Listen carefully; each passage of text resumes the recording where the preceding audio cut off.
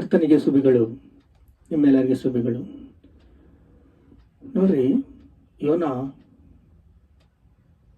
ಸೇವೆಗೆ ಹೋಗಪ್ಪ ಅಂತಂದು ದೇವರು ಕಳಿಸಿದ್ದಾರೆ.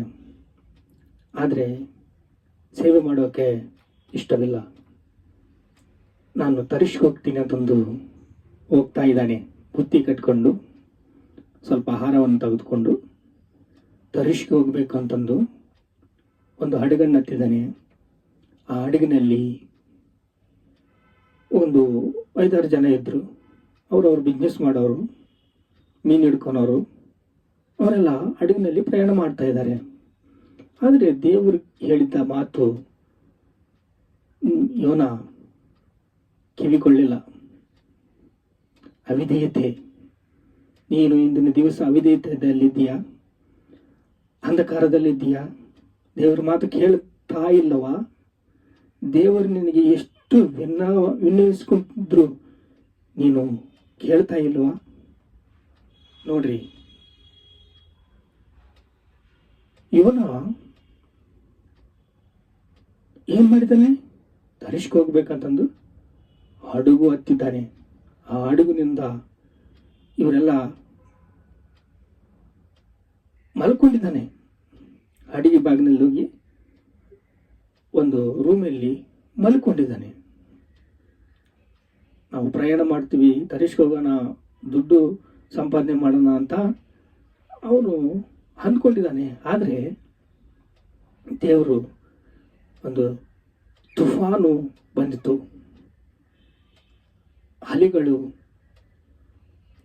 ಏರುತ್ತಾ ಬಂದು, ಆಗ ನಾವು ಸಾಯ್ತಾ ಇದ್ದೀವಿ ಅಂತ ಅಲ್ಲಿ ಹಡಗಿನಲ್ಲಿರುವ ಬಿಸ್ನೆಸ್ ಮಾಡೋರು, ಮೀನು ಹಿಡಿಯೋರು, ಇವರೆಲ್ಲ ಅವರವರ ದೇವತೆಗಳಿಗೆ ಪ್ರಾರ್ಥನೆ ಮಾಡ್ತಾ ಇದ್ರೆ ಯೋನ ಮಲ್ಕೊಂಡಿದ್ದಾನೆ.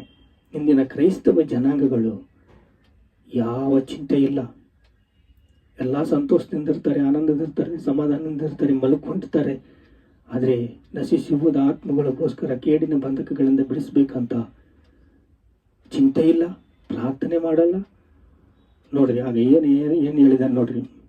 ಯೋನಾನು ಆ ಮೀನಿನ ಹೊಟ್ಟೆಯೊಳಗೆ ಬಚ್ಚಿಕ್ಕಿದ್ದಾನೆ. ಅಲ್ಲಿ ಇರುವ ಜನಗಳು ಬೀಸಾಕ್ಬಿಟ್ಟಿದ್ದಾರೆ. ಯೋನಾನ ಬೀಸಾಕ್ಬಿಟ್ಟಿದ್ದಾರೆ. ಯೋನಾನ ಇಂಟ್ರಗೇಷನ್ ಮಾಡಿದ್ದಾರೆ. ನೀನು ಎಲ್ಲಿಗೆ ಹೋಗ್ತೀಯಾ? ಯಾರು ನಿನ್ನ ದೇವರು? ಏನು ಮಾಡ್ತೀಯ ಕೆಲಸ? ಈ ತುಫಾನ್ ನಮಗೆ ಏಕೆ ಬಂದಿದೆ? ನಾವು ಸತ್ತು ಹೋಗ್ತಾ ಇದ್ದೀವಿಲ್ಲ ಅಂದರೆ ಯೋನ ಹೇಳ್ತಾನೆ, ನಾನು ಸೃಷ್ಟಿಕರ್ತನಾದ ದೇವರ ಸೇವಕನು.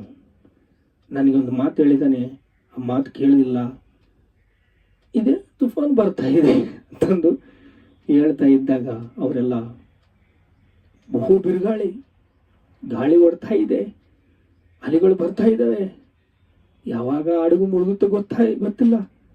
ಆದರೆ ಇವನ ಸಮಾಧಾನದಿಂದ ಹೇಳ್ತಾ ಇದ್ದಾನೆ, ಅವನನ್ನು ಸಾಯಿಸೋಕೆ ಇವ್ರಿಗೆ ಯಾರಿಗೂ ಇಷ್ಟ ಇಲ್ಲ, ನರಹತ್ಯೆ ಮಾಡೋಕೆ ಅವ್ರಿಗೆ ಯಾರಿಗೂ ಇಷ್ಟ ಇಲ್ಲ. ಆದರೆ ನರಹತ್ಯಕ್ಕೆ ನಾವು ಪಾಲ್ಗಾರಲ್ಲ ಅಂತಂದು ಸ್ವಲ್ಪ ಟೈಮ್ ತಗೊಂಡಿದ್ದಾರೆ. ಆದರೆ ಬಿಸಾಕ್ಲಿಲ್ಲ ಅಂದರೆ ನೀವೆಲ್ಲ ಸಾಯ್ತೀರಾ. ನನ್ನ ಮಾತು ನಿಜ, ನಾನು ಪ್ರವಾದಿ ಅಂತ ಹೇಳಿದಾಗ ಸ್ವಲ್ಪ ಸಡ್ಲಿಸಿತು ಅವ್ರಿಗೆ. ಪ್ರವಾದಿ ಆದರೆ ನಿಜಬೇಕಪ್ಪ, ಪ್ರವಾದಿ ಆದರೆ ಇದು ಆಗುತ್ತೆ, ಅದಕ್ಕೆ ಬೀಸಾಕ್ಬಿಟ್ಟಿದ್ದಾರೆ ಸಮುದ್ರದಲ್ಲಿ. ನೋಡ್ರಿ, ಅಯ್ಯೋ, ನಾನು ಮೀನಿನ ಹೊಟ್ಟೆಯೊಳಗೆ ಇದ್ದುಕೊಂಡು ನಮ್ಮ ದೇವರಾದ ಯೆಹೋವನಿಗೆ ಹೀಗೆ ಪ್ರಾರ್ಥನೆ ಮಾಡಿದ್ದೇನೆ. ಇಕ್ಕಟ್ಟಲ್ಲಿ ನಾನು ಯೆಹೋವನ ಮೊರೆ ಇಟ್ಟನು, ಆತನು ನನಗೆ ಸುತ್ತತ್ರವನ್ನು ದಯಪಾಲಿಸಿದನು. ಪಾತಾಳ ಗರ್ಭದೊಳಗಿಂದ ನಾನು ಕೂಗಿಕೊಂಡನು, ಆಹಾ, ನನ್ನ ಧ್ವನಿಯನ್ನು ಲಾಲಿಸಿದೆ. ಸಮುದ್ರವನ್ನು ಉದರದಲ್ಲಿ ಅಗಾಧ ಸ್ಥಳದಲ್ಲಿ ಎಸೆದು ಬಿಟ್ಟಿದೆಯಲ್ಲ, ನನ್ನ ಬಿಡಿಸಪ್ಪ ಅಂತ ಮೊರೆ ಇಟ್ಟಾಗ ದೇವರು ಬಿಡುಗಡೆ ಕೊಟ್ಟಿದ್ದಾರೆ. ಅನಂತ 3ನೇ ಅಧ್ಯಾಯ.